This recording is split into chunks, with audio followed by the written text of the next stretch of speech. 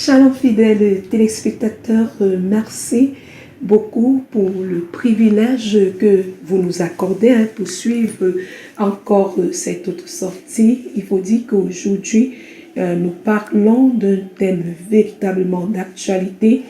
Quand nous parcourons, que ce soit l'actualité au niveau national ou international, ce thème est toujours évoqué, à savoir celui du discours de haine. Et pour en parler, qui d'autre mieux placé que M. Jean-Marc Afessim Baffour. Il faut dire qu'il est un membre de la Commission nationale pour la promotion du bilinguisme et du multiculturalisme.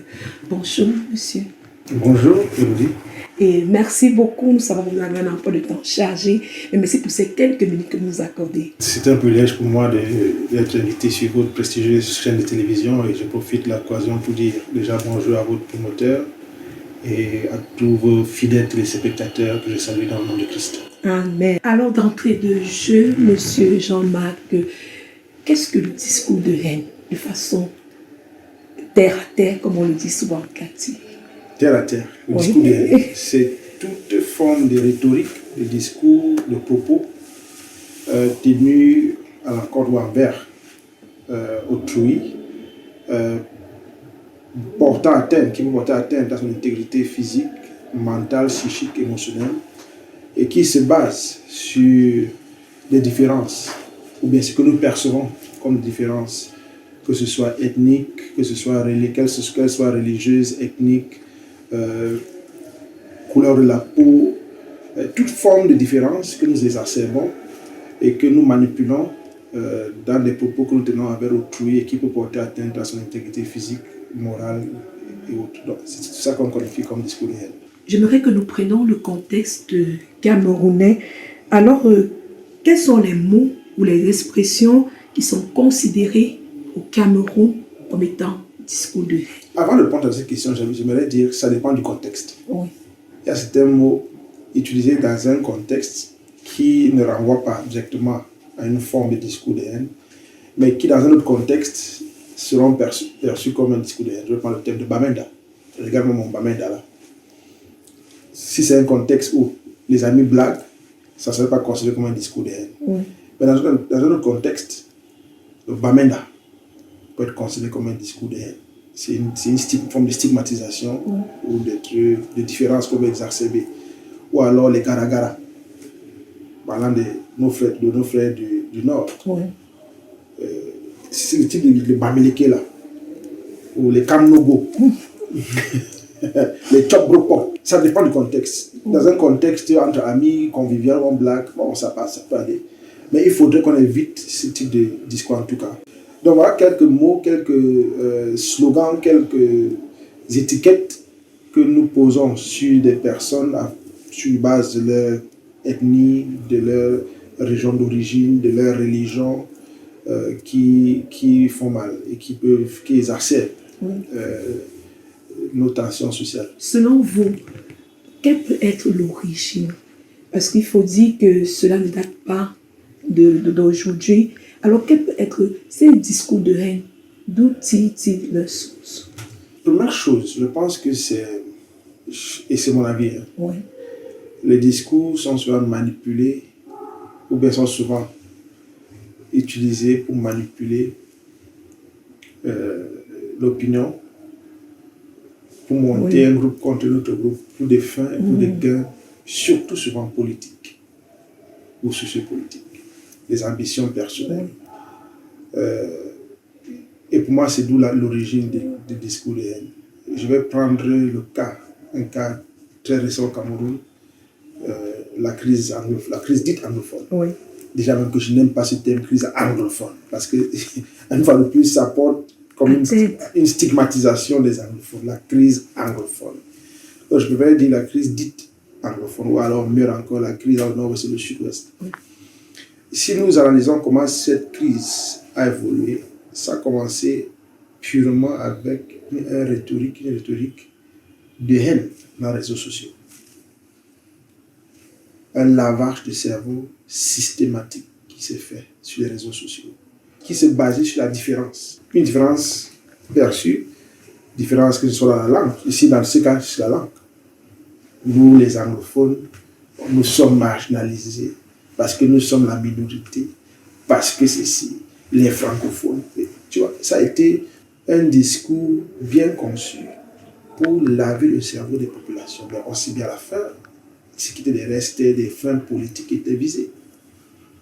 Ce n'était pas parce que ces différences réellement, certes, il y a des problèmes, il y a des challenges, il y a des choses à adresser. Quant à la construction de notre harmonie nationale, la concorde nationale, surtout concernant nos différences linguistiques, mais qui ne sont pas des différences fondamentales entre les peuples camerounais. Mais parce qu'il y a certaines personnes tapées en nombre qui ont des ambitions politiques, des ambitions autres que l'unité nationale. Ils exacerbent, ils amplifient ces différences et les manipulent pour mettre les Camerounais face l'un à l'autre.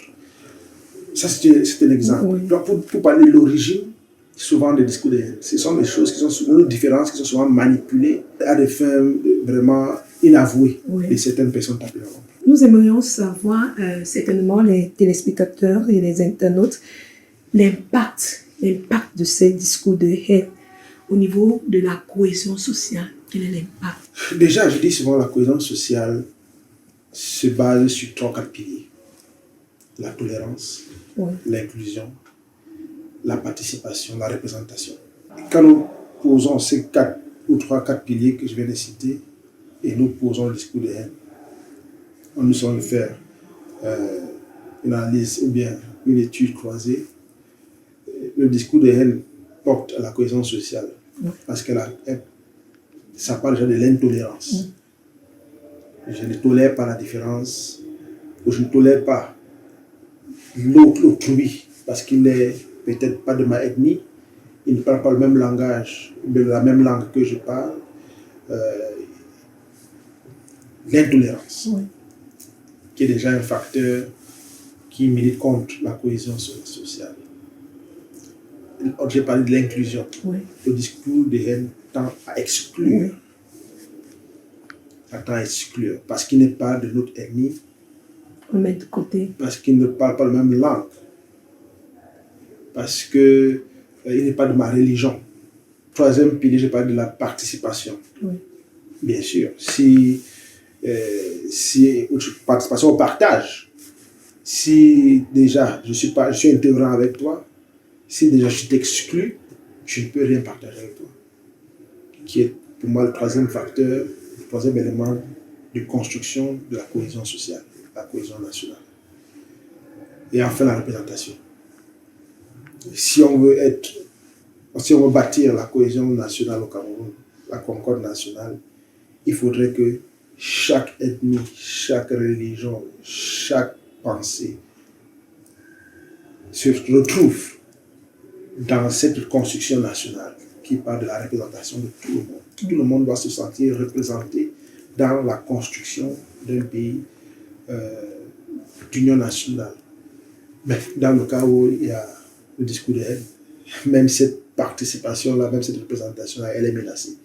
Donc, le discours de haine, c'est un vrai problème. Il ne faut pas la banaliser. Elle est sérieuse, surtout quand nous voulons construire un pays dans la paix et dans l'unité nationale. Nous devons attaquer avec vigueur, avec violence, toute forme de discours de haine, de discours qui portent atteinte à autrui, sur la base des différences que nous pouvons percevoir. Vous embrayez là sur la prochaine question, justement, c'est de savoir au niveau de la commission en charge du bilinguisme et du multiculturalisme, j'y viens. Qu'est-ce que vous faites au niveau de cette commission? Qu'est-ce que vous faites de façon concrète pour combattre, on va dire, ce phénomène? La commission elle est créée en 2017, le 23 janvier 2017 par le décret du chef de l'État. Et le 15 mai de cette même année, les membres ont été nommés et la commission a été mise en place, a pris ses fonctions officiellement. Ça, c'est presque un an avant les élections présidentielles 2018. Et nous avons aussitôt commencé à remarquer la montée, la flambée du discours de haine au Cameroun allant vers les élections 2018. les élections présidentielles 2018. Nous avons mené des études, des analyses, notamment sur les réseaux sociaux, les chaînes de télé et autres. Et nous sommes arrivés à la conclusion qu'il y avait le Cameroun était déjà en guerre civile. Sauf que la guerre civile ne se faisait pas dans le physique, mais ça s'est passé dans les réseaux sociaux. Oui. Donc en 2019, le président de la commission, son excellence Peter Mafani Moussongué, a mis au sein de la commission un comité de lutte contre le discours de haine. Je fais partie de ce comité d'ailleurs. Et depuis 2018, nous avons commencé vraiment à travailler. Nous avons essayé d'associer un certain nombre d'acteurs tels que le ministère de la Jeunesse, qui est en charge de la jeunesse, la CRTV pour la communication, certains acteurs de la société civile, à l'époque Carton Rouge, pour sa forte capacité à mobiliser, à passer les messages vraiment jeunes, envers les jeunes. Et nous avons vraiment fait ce travail jusqu'en 2020. Et bon, les résultats étaient là, mais les résultats n'étaient vraiment pas ce que nous voulons voir. Bien qu'il y avait déjà je peux dire, une éveil de conscience qui se faisait, qui se passait. Et en 2021, le chef de l'État, son excellence Paul Biya, a prescrit d'une manière officielle et express a intimé les autres à la commission de mener une nouvelle campagne nationale de lutte contre le discours de haine et la xénophobie. Donc depuis 2021, nous nous sommes encore remobilisés, nous sommes lancés avec plus d'intensité, avec le pouvoir de l'ordre qui venait de la plus haute personnalité de la République. Nous avons commencé déjà à vraiment élargir le champ d'action et les partenaires que nous voulions avec nous dans cette lutte. Parce que ça ne peut pas être une lutte que pour mener la commission seule. Oui. Nous avons associé le MINCOM, nous avons associé la mine justice, nous avons eu des réunions avec des acteurs de différents secteurs, le secteur de la téléphonie mobile, les acteurs de la société civile. Nous avons vraiment mené des consultations assez larges. Après ces consultations-là, nous avons organisé un colloque avec les universitaires et les experts dans le domaine pour nous aider vraiment à comprendre et à cerner le discours de haine au Cameroun, ses formes, ses contours, son expression, ses origines. Après ce colloque, nous avons décidé de mettre sur pied ce que nous appelons la coalition de lutte contre le discours de haine, avec les acteurs de la société civile, qui devraient nous aider à mener cette lutte dans tous les dirigeants. Il faudrait savoir qu'avant cela, nous avons mené une campagne à tous les dirigeants. Nous avons fait des missions à tous les dirigeants, vraiment pour sensibiliser les acteurs dans les différentes régions, les leaders des différentes régions, que ce soit administratives, politiques, religieuses, sociaux, sur le discours de haine. Et donc, à la fin de ces colloques, nous avons mis sur pied cette coalition qui regroupe en son sein les acteurs de la société civile, venant de tous les dirigeants, toujours dans l'optique de vraiment avoir une représentation nationale dans cette lutte-là.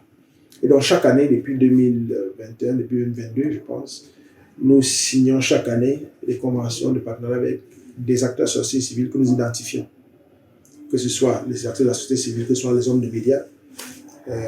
Nous les ciblons dans les différentes régions, et nous signons une coalition avec eux et que nous finançons. Nous finançons les activités. Cette année, il y a le mois passé, le mois de mai, nous avons renouvelé la coalition avec des nouveaux acteurs qui entraient sur d'autres dont le travail ne nous a pas impressionné, nous avons mis de côté. Nous avons enregistré 15 membres dans cette coalition avec lesquels nous avons signé la coalition pour nous aider à mener ce combat. Et nous avons financé à hauteur de 5 millions chacun.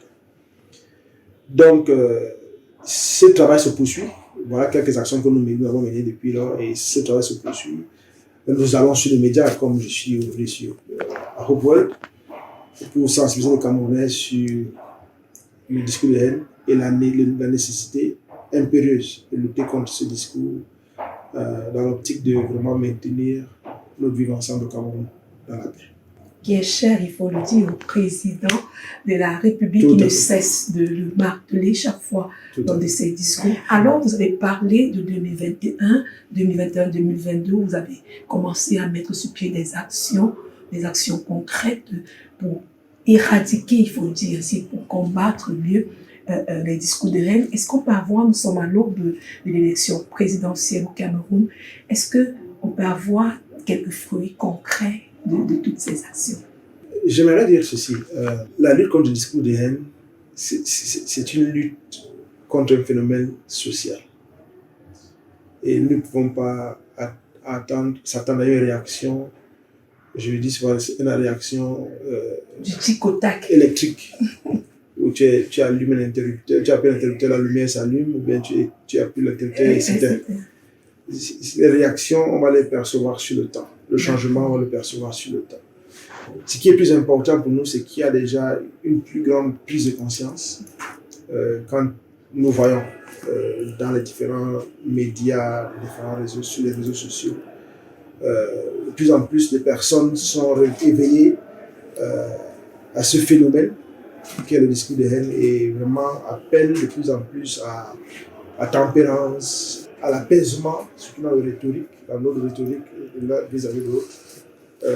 Encore plus même à cette année électorale où la tendance souvent est que le discours de haine prend de l'ampleur. De plus en plus, nous voyons un appel à la tempérance, à modérer le débat. Donc, nous pensons que c'est en train d'avoir son effet.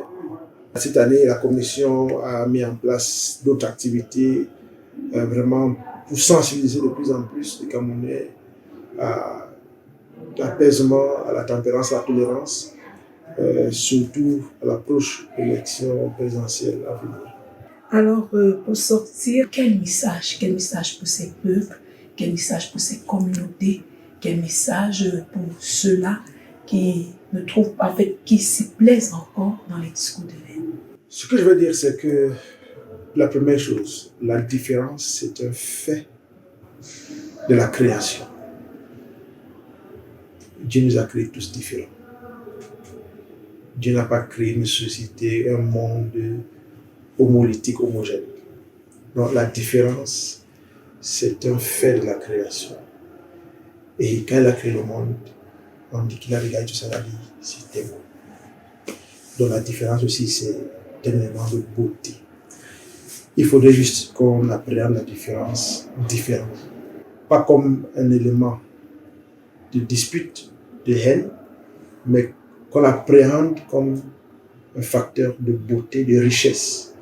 Et je me dis nos différences au Cameroun, que ce soit nos différences linguistiques, nos différences culturelles, ethniques, c'est cause d'admiration même du monde entier. Parce qu'il n'y a pas un pays au monde qui a autant d'ethnies, autant de langues, et ça attire plutôt la curiosité. Il ne faudrait pas que ce qui attire la curiosité des autres, pour nous, soit une source de différence, une source de bagarre, une source de haine, mais au contraire, une source de fierté, une source de richesse. Donc moi, c'est pour appeler aux uns et aux autres à vraiment appréhender différemment nos différences, refuser d'être manipulés et refuser que nos différences soient manipulées par des personnes qui ont des ambitions inavouées et détruire ce que nous avons comme l'une de nos richesses vraiment précieuses au Cameroun. Nos diversités linguistiques, nos diversités culturelles, nos diversités, je peux dire même, notre pluralité même politique. C'est une curiosité mondiale. Donc, cessons, refusons la manipulation, apprécions nos différences, apprécions l'un de l'autre, embrassons-nous, explorons les différences que nous avons pour nous enrichir nous-mêmes et gardons le Cameroun uni dans la paix, dans sa diversité, comme le veut le souhait son Excellence, le chef de l'État, le président Paul Biya. Monsieur Jean-Marc Afesimbafor, merci beaucoup d'avoir éclairé, il faut dire ainsi, la lanterne de nos téléspectateurs et internautes en ce qui concerne les discours de haine. Merci, c'était un privilège de partager avec vous ce moment.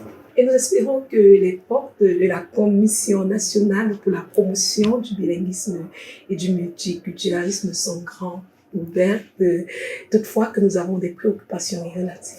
Écoutez, nous sommes ouverts à tous les médias qui veulent nous accompagner vraiment dans l'accomplissement de nos missions de sensibilisation, d'éducation, d'éveil des consciences sur tous ces sujets qui sont centraux à notre mission, les missions qui nous sont assignées par le chef de l'État, telles que la lutte contre le discours de haine, la xénophobie.